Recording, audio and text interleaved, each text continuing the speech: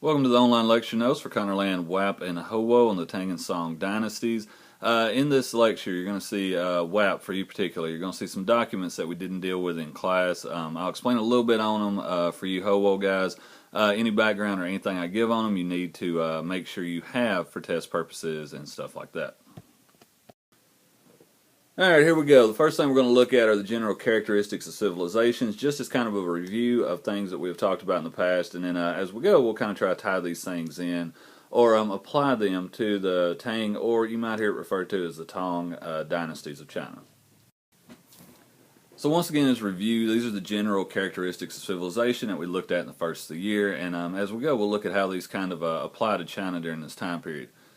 First of all is intensive agriculture. Now, when I say intensive, we're getting to the point where we've gone beyond a guy poking a hole in the ground with a stick and throwing a seed in there. Okay, so we're looking at irrigation, we're looking at new technologies, beasts of burden, things like that. Also cities, we'll look at two of the largest cities in the world at this time. Also economic exchange, or to put it more simply, trade. Also specialization, or doing any other job than farming. Also in this, we'll look at some of the changes in religion that came about during this time period. And last but not least, technology. Now remember, technology doesn't mean microchips, cell phones, things like that. It's just anything that pushes the process forward, that improves the process, or makes things easier, cheaper, or quicker to do. First thing we're going to look at is the society and the government of these two dynasties and kind of how they played into the way that these things are run. The first thing we're going to look at here is a social hierarchy chart of China during this time period. And if you look at it, there's a couple of differences between this one and ones that we've looked at before in this class. The first thing to take note of is the fact that peasants, while still more or less at the bottom of the chart, which is similar to everywhere else that we've looked at, they do have an opportunity to move up to the gentry through different opportunities, including schooling and being able to participate in government service. Another difference in it is the fact where merchants are located, and they're at the bottom in China because they weren't seen as being essential to the running of the dynasty or the empire. And the reason they weren't seen as being essential is because they didn't have a hand in producing anything for the running of the dynasty. Merchants, I mean, they're just in charge of getting products back and forth, and that was seen as very low in Chinese society at this time. So for that reason, they were at the bottom, which is once again unique to any other place that we'll look at this year. When it comes to the governmental makeup or structure of China during this time period, the one thing that kind of sets it apart from everything else, and really the one part that you need to know, is the fact that China during this time had something called the civil service exam. And please excuse my horrible writing on this, I'm still kind of getting used to it. But the civil service exam, and basically what that was a test to be a member to get a job in what's called the government bureaucracy, all right, or in the government. And it was seen as a very prestigious thing to be a part of this during this time. The test itself is a little bit different than what you might be accustomed to. First of all, it lasted a matter of days, so it's not like taking the ACT where it's a 3-hour test. Over the course of these days, you were tested on the history of China, the dynasties. You were tested on Confucian principles and things like that, and it was all done in essay form. So you can kind of see the difficulties of passing this test and doing well on it and why it was so prestigious to be a part of it. Next, we'll move on to the agricultural components of the agricultural innovations that were made in China during this time. One of the main agricultural innovations that comes in during this time in China is the importation of a fast-growing rice from Vietnam that's called champa. Now, this is pretty significant for a couple of reasons. Number one, it allowed China to plant 2 crops a year, and I can't overstate how important that is because with the population that they have that's growing at an exponential rate, your food production has to keep up, and this champa rice was one of the reasons they were able to keep growing. Like it says, it led to an expansion of the food supply and things like that. Also take note, just as kind of a, it's not in here anywhere else, but one of the ways in which they made use of the available land that they had, because they didn't have a lot in some of the regions, was to begin to terrace farm, which we've looked at in other parts of the world, including the Andes, South America, during this time. So as they went through this expansion in agriculture due to the introduction of champa rice, they had to institute some new techniques in order to be able to produce this crop and be able to get them out in time and harvest and whatever you want to call it. One of these was to start incorporating beasts of burden. And when I say beasts of burden, I mean just using animal power instead of human power. And 2 of the animals they used were oxen and water buffaloes. Along with that, they were able to use these animals not only as beasts of burden, but also as ways to fertilize their field through their manure. Also, they continue to innovate. They continue to use irrigation as a way to kind of get away from, or a way to lessen the effects of climatic differences and stuff like that. Now we move from agriculture to cities, which were very important in the formation and the development of the Tang and Song dynasties. Now I'm not going to spend a lot of time going through these cities in this lecture because hopefully at this point you're aware of some of the components and characteristics and how cities ran and some of the advantages and some of the benefits of having them. But I am going to highlight two major cities during these dynasties, and the first one is Chang'an, which was the capital of the Tang dynasty, and at this time it was the world's most populous city with 2 million people. Now, in the span of today, yes, it would be considered a big city, but when you put it in the time and the place it's at, we're talking about major cities in Europe having 10 to 20,000 people. So it would more or less be overwhelming to someone who came in from Europe during this time to see how this city was made up and how these people worked together and all these things to make this city run. The next one is Hangzhou, which was the capital of the Song dynasty. As you can see, one of the things you need to take note of is as we go from the Tang to the Song dynasty, as a process of that, the capital moves, and it moves to Hangzhou. It was an incredibly large city too, had over 1 million people, and was located at the south end of the Grand Canal, which we'll talk about in a second. So this is a picture of a city scene in China during this time, and I'd like to give a shout out to Bailey for sending me this picture in color, because HoWo, if you remember from class, we had to do this in black and white. When you look at this this picture, there's a couple things you can notice from it. One, you can kind of see how the city's set up. You can kind of see the layout of it, with it being located on a waterway, market scene, the people milling about, and you can just kind of get an idea of the vibrance of the city at this time. Number two, you can see kind of some of the technological and architectural components of China during this period. If you take note of it, you can see the bridge construction that we talked about in class. You can also see some of the transportation methods with a boat on the river with people on it. And you can also see some of the architectural components that make this painting uniquely Asian in its nature. Next, we'll move away from cities and go into some of the economic exchanges that came about because of these cities. So if you take a look at this first slide here under economic exchanges, you get an idea of some of the products that were traded to and from China during this time. As you can see at the top, you've got trade from east to west and trade from west to east, and in the bottom you have some of the items. Now we talked about in class some of the differences between what China sent out and what they brought in at this time.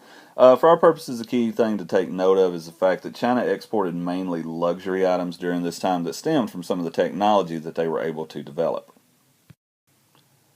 Next, we'll talk about one of the things that made this trade possible, not so much between China and other entities and other countries at this time, I guess you want to call them that, but also within China. And the main thing that made this happen was the construction of the Grand Canal, which was built during the Sui dynasty a little bit before both of these, but really put into effect and really taken advantage of during the Tang and the Song dynasties. Now, as far as why they built this canal, the purpose is pretty simple. It was to facilitate trade between the northern and southern regions of China. And they needed to do this because there wasn't a lot of unity at this time. And also there were two very distinct agricultural regions of China.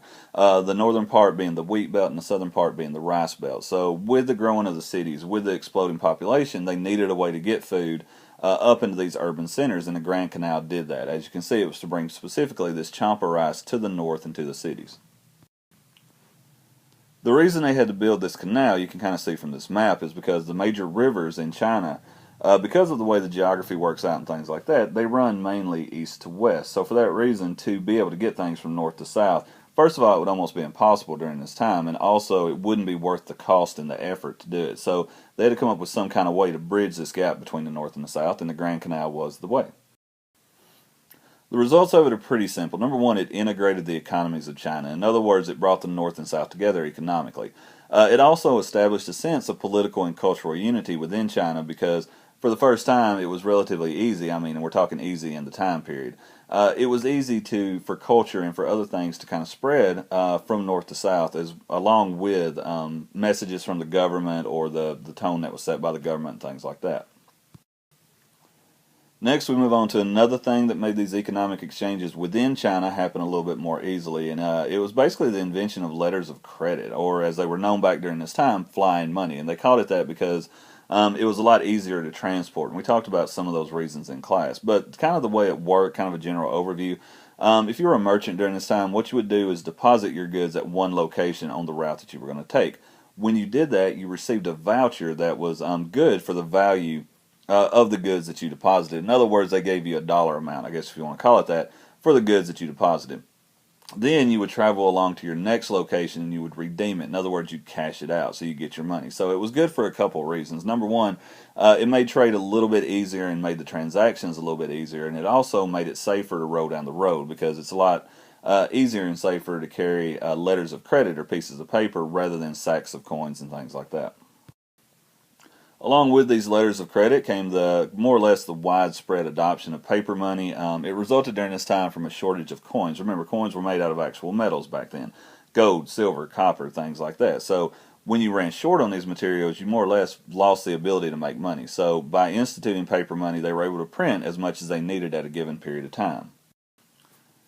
And last but not least, tea facilitated economic exchange as well because in this time period they were beginning to use it as a form of currency as well. What they would do is compress it into bricks and then it would have a certain value placed on it. You see this around the world at different time periods with people using commodities or agricultural products as forms of currency. We didn't talk about it, but in Mesoamerica, back during the last couple chapters, they used to use the cacao bean or the chocolate bean as a form of currency as well. So we talked about in class the progression from the growth of agriculture to commercial centers. I'm not going to fill this thing out here, but take note on it on how the cause and effect of these things work because you're going to need them as we go forward. So we'll step away from economic exchanges for a second and go into the specialization that occurred during the Tang and Song dynasty at this time. So this increase in specialization we're going to look at comes about from a couple of factors. And the first, and we've already talked about both of them. The first one is the increase in trade or economic exchanges, and the other one is the increase in urbanization or cities. When you get people congregated in an urban area, there tends to be more opportunity for people to perform jobs other than farming. In other words, when you get people there, there's an increase in leisure time, and there needs to be things that come about to fill in this leisure time. So, along with merchants, which we've kind of already talked about, you start to see a lot of performers and restaurateurs or restaurants come about as well. And I misspelled restaurateur there, my apologies. But it's a way for people to get entertainment options. It's no different than big cities today. That's kind of what they're known for, is the increased opportunities to do things when you're not at work, and it was really no different back then. We also have during this time agricultural specialization, which I talked about a while ago, but during this time each region of the Tang and the Song dynasties begins to focus on different crops. And it's just like I talked about a while ago, the northern part of China, the northern part of the Tang and Song dynasties begins to focus on wheat production while the south focuses on rice production. So moving away from our first few topics here, we'll kind of get into the religion and how it kind of changed over time in China. First thing we'll look at is the increase in Buddhism during the Tang dynasty. And during this time period, it becomes a huge force in the lives of people in China, particularly with the upper crust or the higher levels of society.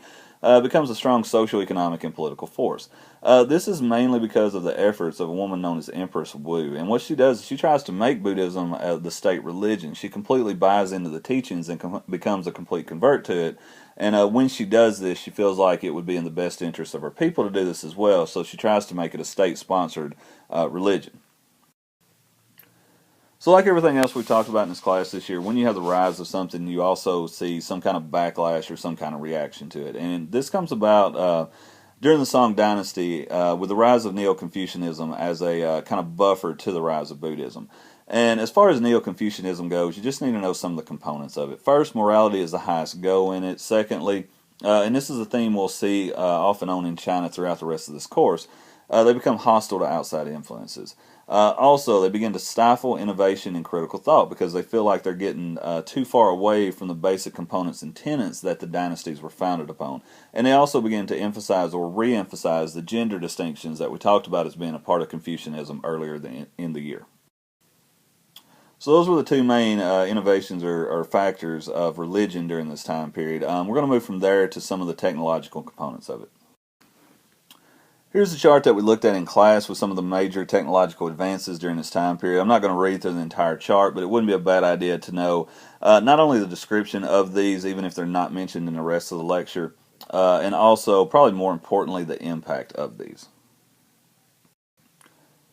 First thing we'll talk about is porcelain, which for our purposes, when I say porcelain, basically we're talking about vases and things like that. Some of the innovations that were made during this time where it becomes kind of lighter and thinner, and it makes it more easily to transport, as well as becoming more adaptable as a form of pottery. During this time, it becomes, I guess you could call it, worldwide known as far as the known world at this time. And it gets a great reputation for its durability, for its beauty, and things like that. And it becomes so prevalent and it becomes so known with these dynasties that it becomes known not just as vases and not just as porcelain, it becomes known as china. And normally, if you see this, and you might see it again, when you see some kind of pottery with this blue design, with this blue and white, you need to be able to associate it with first China, and more specifically with these dynasties that we're covering. Next on our list is movable type printing. An example of this is seen on the picture here. Please notice the detail in it. Notice how it has both illustrations and print or characters on it, and we'll talk about how they went about doing this in the next couple of slides. So movable type printing becomes common during the Tang era, and it only expands, it only begins to spread during the Song dynasty, and also becomes more popular. The earliest form of it was block printing, and the way that it worked was you drew a reverse image on a block, and then you laid ink over it to make sure that it would press on something, and then you pressed it into a sheet to more or less make a copy. Think of this, if nothing else, as like the earliest printer or earliest copy system, because at the end of the day, that's kind of what it boils down to. Now, it starts to innovate a little bit during the mid-11th century, where instead of using individual blocks to be able to do this, they begin to put strings of blocks together. So they start using frames and putting phrases and other kind of well-known combinations together to make it a little bit easier on them. What this did is it allowed the entire process to speed up, which means you can get this out to more people and expose it to more people in a shorter amount of time. It also allowed for revisions. You could take them out, replace them, do whatever you wanted to, and the end of the day result was it large quantities of printed words or printed works began to be produced more quickly and more cheaply. The major impact of this, it leads to mass production, and we're going to talk about the printing press a little bit when we get to Europe, but the effects are going to be no different where you're looking at. You start to see mass production of, mainly in this part of the world, Buddhist books, Confucian works, and calendars. Next thing we're going to look at is gunpowder. Now, the Chinese invented gunpowder originally to be used strictly in fireworks, to use it for display and entertainment purposes. But like a lot of things that we'll talk about this year, over time, somebody figures out you can put this stuff behind a projectile, light it, and be able to launch this projectile and do incredible damage with it. So it gets adapted to military use over time, and as it spreads west and eventually gets into Europe, it more or less changes the face of the world with every place that it goes. And that'll be one of the main themes that we look at as we go forward in this course the rest of the year. Alright, so just kind of wrapping it up here, we'll look at some of the more random components of the Tang and Song dynasty, because that's what we do in this class, and also these are a couple things that have been elaborated on a little bit more fully in class. First is ship technology in the form of Chinese ships, which are known as junks back then. And as we get to exploration and start talking about a guy named Zheng He, we'll examine these things a little more closely. But as you can see, this is a mock-up or a display of the size of junks during this time. And in front of it, you can see right here is the ship that Columbus used to sail to the New World. And we'll do a comparison on this as we go forward. But if this does nothing else, this should give you an idea of the innovation of the technology of China during this time to build a ship this large. These things held close to 10,000 people. They were basically floating cities. And we'll look at those a little bit more as we get past Christmas into exploration, like I said. And finally, we make it to everybody's favorite topic of the year, footbinding. Now, we're going to this in class a little bit more in-depthly as far as some of the gender issues and social issues involved in it, but it's something you need to be familiar with for testing purposes and just really for general knowledge, to be honest with you. Alright guys, that wraps up this edition of the online lecture notes for HoWo and WHAP. Next time we will roll into Japan and look at some of their feudal aspects, comparing them to feudal Europe as we go forward. So appreciate you listening, thanks for working hard, and we'll see you on the next one.